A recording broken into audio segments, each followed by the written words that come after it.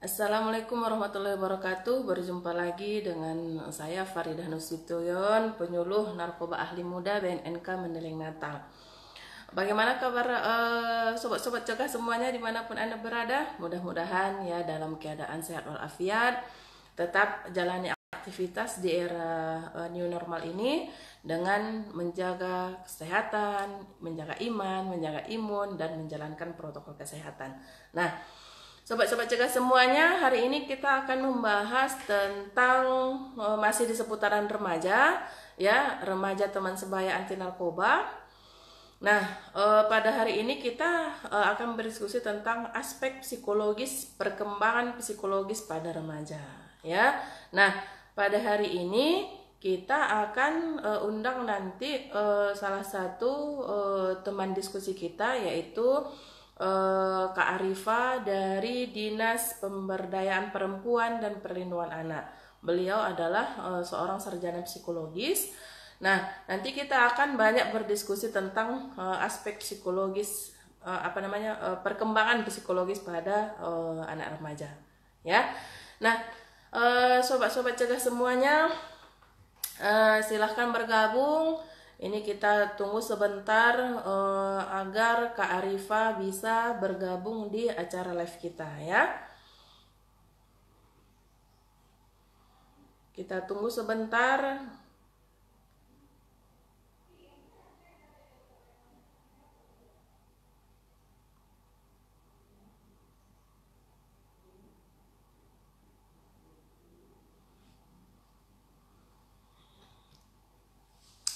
Nah, rekan-rekan semuanya, sobat-sobat cegah semuanya dimanapun Anda berada, seperti yang kita diskusikan sebelumnya, bahwasanya remaja ini merupakan salah satu masa perkembangan yang sangat bagus, maksudnya yang sangat menyenangkan sebenarnya selama periode kehidupan manusia, ya. Nah, jadi kita mengharapkan remaja mampu melalui masa perkembangan remajanya ini dengan bagus, dengan sangat baik, sehingga dia nanti mampu berkembang menuju ke tahapan usia dewasa secara normal, ya, tanpa penyalahgunaan narkotika, ya, itu yang paling penting. Nah, ini kita lihat Kak Arifa Aulia sudah bergabung. Silahkan Kak bergabung dengan acara live kita ini. Dibuat permintaan video, bergabung dengan videonya sehingga kita bisa online berdua. Ya, bisa Kak Arifa?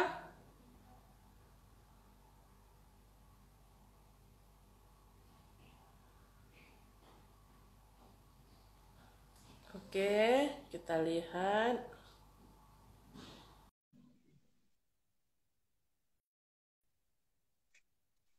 Ya, sembari kita tunggu bergabungnya Kak Arifa, kembali kami ingatkan kembali kami ingatkan pada sobat-sobat cegah semuanya, ya, bahwa pembahasan kita pada hari ini yaitu tentang aspek perkembangan psikologis pada anak remaja, ya, sehingga mereka tidak menyalahgunakan narkotika. Ya, ini Kak Arifa sudah bergabung.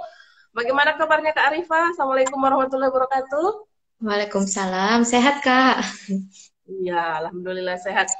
Sudah bergabung dengan kita di acara live BNN Kabupaten Mandailing Natal. Kita akan berbicara tentang perkembangan psikologis pada anak remaja. Nah, silakan Kak Arifa perkenalkan diri dulu, silakan sapa dulu sobat-sobat cegah semuanya, silakan. Ya, Assalamualaikum warahmatullahi wabarakatuh. Saya Arifa Ulia Bahri, saya dari Salam. Dinas Pemberdayaan Perempuan dan Perlindungan Anak Kabupaten Mandailing Natal. Nah, di sini saya Iya, akan menjelaskan mengenai tugas mengenai perkembangan psikologis remaja ya Kak. iya, Ya, ya. Jadi, ya silakan Kak. ya lanjut Mungkin ya. sebenarnya diceritakan dulu secara singkat bagaimana sih sebenarnya perkembangan psikologis pada anak remaja, silakan Kak. Nah, jadi perkembangan psikologis remaja itu menurut Bapak Erikson itu berada pada tahap pencarian jati diri atau Ya, identity versus role confession nama tugas perkembangannya. Jadi di ya, sini ya, remaja itu memiliki dorongan yang kuat untuk mengenali dirinya sendiri. Jadi pada ya, ini seorang remaja itu ditugaskan untuk menemukan jati dirinya, menemukan identitas dirinya. Identitas diri itu apa? Identitas diri itu adalah eh, penilaian subjektif seorang individu kepada dirinya sendiri. Dia Iya, menganggap berarti dirinya, penilaian dia terhadap dirinya sendiri ya, Kak ya? nah, dia menganggap dirinya itu seperti apa dan dia mau dianggap orang lain itu seperti apa, gitu Kak. Iya, iya. Nah, Jadi kira-kira sebenarnya Kak, hal-hal apa yang paling mempengaruhi penilaian seseorang terhadap dirinya sendiri gitu? hal yang paling mempengaruhi seseorang terhadap dirinya sendiri itu ada Heeh. berdasarkan fisiknya, psikologisnya, Heeh. hubungan dengan orang lain, atau peran sosialnya, perannya di masyarakat itu seperti apa. Jadi remaja ini harus Iya, menemukan sebenarnya dia itu perannya itu bagaimana di keluarganya, di lingkungannya, iya. bertetangga, di sekolahnya, gitu Kak. Mm-mm. Mungkin bisa jadi mungkin karena dia kurang suka mungkin salah satu bagian dari tubuhnya, mungkin itu nanti nanti akan mempengaruhi penilaian dia terhadap diri dia gitu kakak saya. Iya, nah jadi remaja di sini itu dalam menemukan identitas dirinya, dia itu bakal melakukan banyak hal, mengeksplorasi banyak hal, melakukan banyak Iya. pengalaman, Iya. melakukan pokoknya coba-coba sama semua kegiatan yang akhirnya mengarahkan dia nanti pada identitas mana yang dia rasa paling cocok dengan dirinya sendiri. Nah, disinilah seorang remaja itu sangat butuh pendampingan dari Iya, keluarga, iya. terutama orang tuanya, dari teman-temannya, dari guru-gurunya, dari lingkungannya harus mengarahkan dia pada identitas yang benar gitu, Kak. Iya. Nah, jadi ini juga yang mesti kita kuatkan kepada orang tua dan teman sekitarnya, bahwasanya identitas diri remaja ini sangat dipengaruhi oleh orang-orang di sekitarnya gitu ya, Kak ya. Iya, ini juga Kak, media juga sangat berpengaruh kan. Kita Iya. lihat media itu sekarang sangat mengarahkan kita kepada hal-hal yang negatif. Jadi seorang Iya. remaja harus dibatasi dari penggunaan medianya gitu, atau diarahkan kepada hal-hal yang positif di media tersebut gitu. Nah, terus gini Kak, jadi kan sebenarnya banyak nih penyalahguna narkotika itu masa cobanya itu adalah di usia remaja, ya. Mm-mm. Jadi seperti yang disampaikan Kak Arifah tadi, apa sih sebenarnya secara psikologis yang menyebabkan seorang remaja itu sampai mau mencoba gitu? Nah, salah satu kenapa seorang remaja mau mencoba itu salah satunya tadi dia sedang Mm-mm. mengeksplorasi dirinya. Kemudian kurangnya Iya.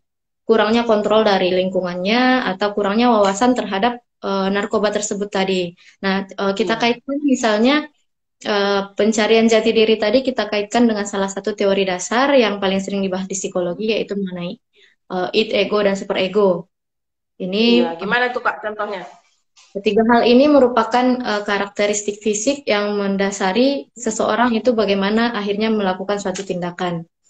Nah, jadi Mm-mm. itu adalah dorongan dasar manusia. Mm-mm. Ego itu prinsip realitas yang mengarahkan id, memenuhi id. Mm-mm. Kemudian ada satu lagi superego. Superego ini adalah prinsip moral. Nah, jadi ketiga hal ini berkesinambungan yang akhirnya menentukan tindakan seseorang. Jadi, misalnya kita buat contohnya, saya kasih dua kasus nih Kak. Iya. Nah, kasus yang pertama misalnya itu ada seorang remaja yang pengen handphone baru, tapi Iya. di keluarganya itu tidak memungkinkan dia untuk bisa beli handphone tersebut, misalnya. Nah, jadi Mm-mm. datang seorang teman menawarkan sebuah cara yang menurutnya efektif untuk bisa memenuhi keinginannya untuk beli handphone baru ini, misalnya. Jadi Mm-mm. si teman ini menyarankan dia jual sabu misalnya, Kak. Iya, jual Ya, ganja gitu. ya jual ganja Atau karena atau menurutnya cuman sekedar melangsir ngantar ngantar barang dari sini ke sana gitu ya. si temannya ini meyakinkan kalau cara tersebut cepat dan tepat untuk mendapatkan uang dalam jumlah yang banyak gitu kan, Kak. Iya. Nah, jadi karena dia punya keinginan yang besar, punya keinginan yang besar Mm-mm. terhadap handphone tadi, dia tergiur dong dengan tawaran temannya. Akhirnya, Iya. namun dia ragu karena dia takut ditangkap polisi misalnya nanti kan, Kak. Iya, iya.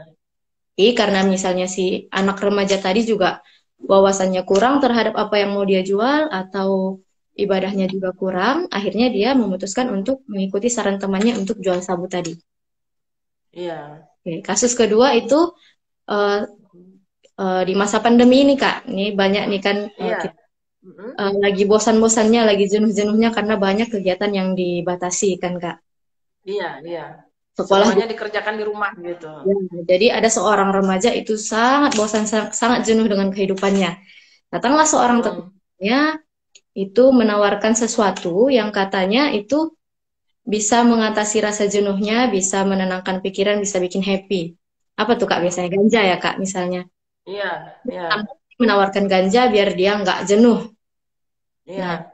karena dia saking penatnya si remaja tadi, itu dia tergiur dengan apa yang Mm-mm. ditawarkan tetangganya.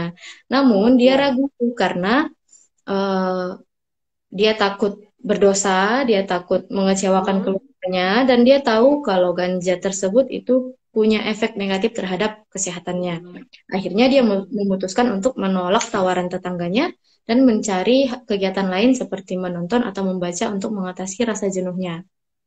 Iya. Nah, Atau jadi, bermain dengan saudara misalnya gitu ya, Kak ya. jadi dari kedua kasus ini kita lihat perbedaannya. Di kasus Mm-mm. pertama, id-nya itu adalah pengen handphone baru. Iya. Kemudian eh, egonya itu adalah dia mau jual sabu tadi kan Kak, tapi dia masih ragu. Mm-mm. Kemudian super egonya Mm-mm. bilang, nanti ditangkap polisi gimana? Kata super egonya kan. Namun Iya, iya.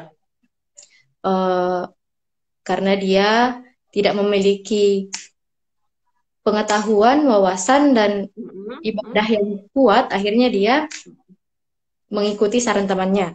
Kemudian di kasus Iya. kedua, id-nya itu adalah rasa bosan, rasa jenuhnya, kemudian egonya itu Mm-mm. adalah eh, ingin menerima tawaran tetangganya untuk menggunakan ganja, dan super Mm-mm. ego itu adalah dia takut berdosa dan takut mengecewakan keluarganya, dan akhirnya dia tidak menerima tawaran tetangganya.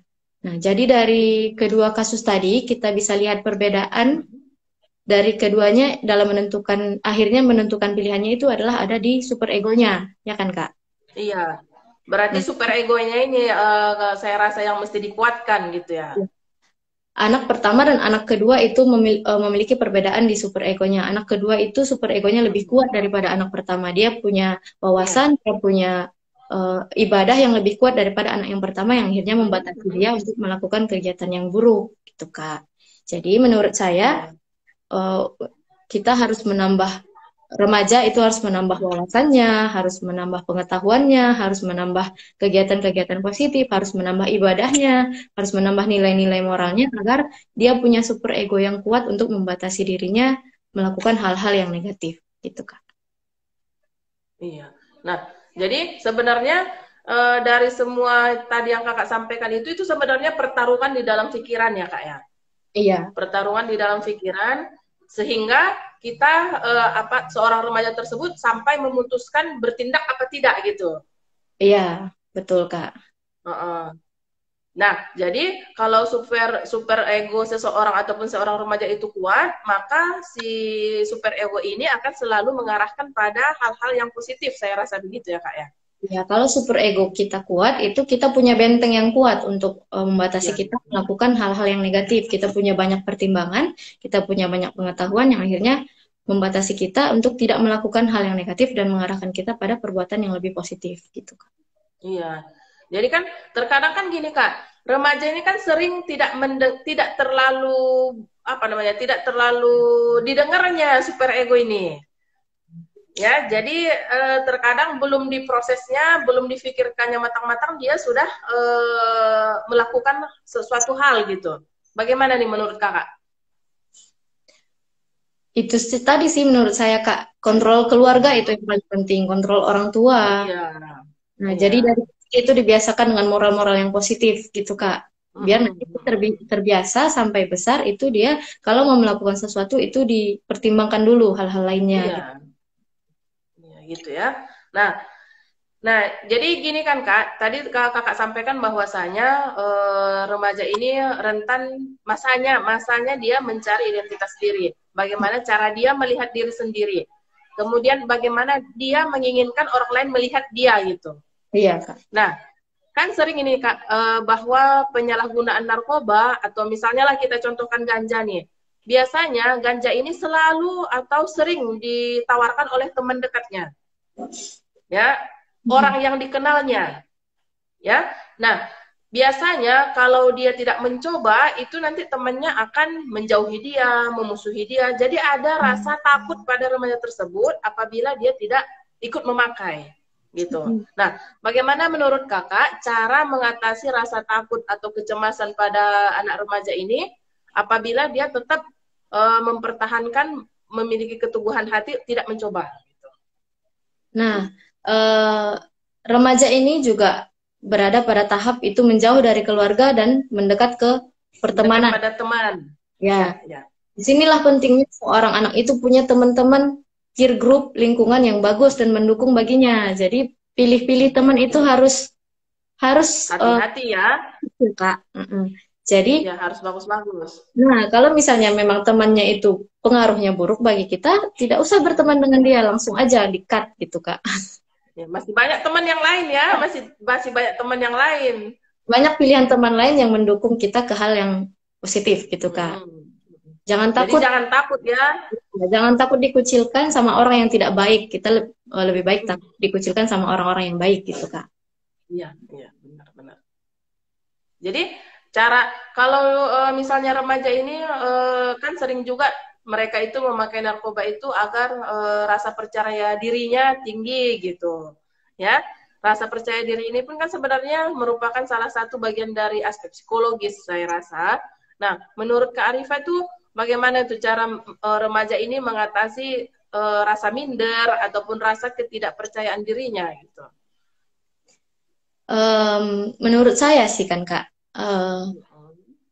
meningkatkan rasa percaya diri dengan menggunakan narkoba itu artinya seorang anak itu masih memiliki wawasan yang rendah, memiliki pengetahuan yang rendah narkoba tersebut. Kalau kita tahu efek negatifnya, kalau kita tahu efek buruknya, itu pasti nggak mau karena rasa percaya yang kita dapatkan itu cuma sesaat. Nantinya iya. itu lebih Sebenarnya tidak apa namanya bohongan sebenarnya. Itu sebenarnya remaja itu harus diberi pendidikan yang tepat mengenai narkoba tadi, Kak. Gitu. Ya, pokoknya dia harus mengetahui sebenarnya narkoba ini buruk gitu loh, Kak. Jadi itu dia Kak. Jadi sobat-sobat cegah semuanya, ini juga sudah ada bergabung dengan kita Kak Arifah. Silahkan kalau ada yang mau ditanyakan, silahkan disampaikan di kolom komentar. Nah, ini juga sudah disampaikan oleh Kak Arifah bahwasanya pengetahuan tentang bahaya narkoba, kemudian upaya pencegahannya, kemudian akibat lanjutnya, itu semuanya sangat penting. Jadi di keluarga itu butuh dibahas secara dini. Jadi jangan menganggap tabu permasalahan narkoba ini di keluarga. Mari ayah dan ibu silakan bahas tentang narkoba dengan anak remaja kita, sehingga anak remaja kita memiliki pengetahuan, sehingga dia mampu menjauhkan diri dari penyalahgunaan narkotika. Gitu ya Kak Arifah ya. Nah, satu lagi nih Kak Arifah, kan ada juga ini istilah yang menyatakan bahwa tahu dulu baru sadar. Setelah sadar barulah dia mampu menjauhkan diri gitu. Menjauhkan diri dari penyalahgunaan narkotika. Nah, Kak Arifah ada pesan kepada anak remaja kita tentang bagaimana cara mereka tetap dalam masa perkembangan yang positif secara psikologis, silahkan. Tahu dulu baru bisa menghindar gitu ya, Kak. Taunya itu tidak harus mencoba, tapi tahu secara pengetahuannya itu tentang narkoba tersebut agar sebaiknya dihindari. Nah, saran saya itu adalah dalam mencari jati diri seorang remaja itu harusnya mengeksplorasi diri dengan kegiatan-kegiatan yang positif karena masih banyak kegiatan positif daripada pilihan kegiatan yang negatif. Jadi, lebih baik mengeksplorasi diri dengan pengalaman-pengalaman yang positif, kegiatan-kegiatan yang positif yang nantinya akan mengarahkan remaja pada penemuan identitas diri yang positif dan sesuai dengan norma masyarakat. Itu, Kak. Ya. Itu aja, Kak? Ya. Masih ada tambahannya? Silahkan. Jauhi narkoba itu aja, Kak. Ya, oke. Jauhi narkoba, hidup 100% gitu ya. Oke lah Kak Arifah, waktu kita sudah 20 menit. Terima kasih telah bersedia berbagi dengan kita semuanya, dengan sobat-sobat jaga semuanya. Ini berhubung karena tidak ada yang menyampaikan saran dan komentar. kita cukupkan kegiatan live kita hari ini. Mungkin lain kali bisa kita bergabung lagi ya Kak Arifa ya di acara live. Iya, bisa, Kak. Oke, terima kasih Kak Arifa. Mohon maaf apabila ada yang salah-salah. Begitu juga dengan sobat-sobat cegah semuanya. Terima kasih atas perhatiannya. Kita berjumpa kembali di acara live berikutnya. Ya, Assalamualaikum warahmatullahi wabarakatuh. Dadah Kak.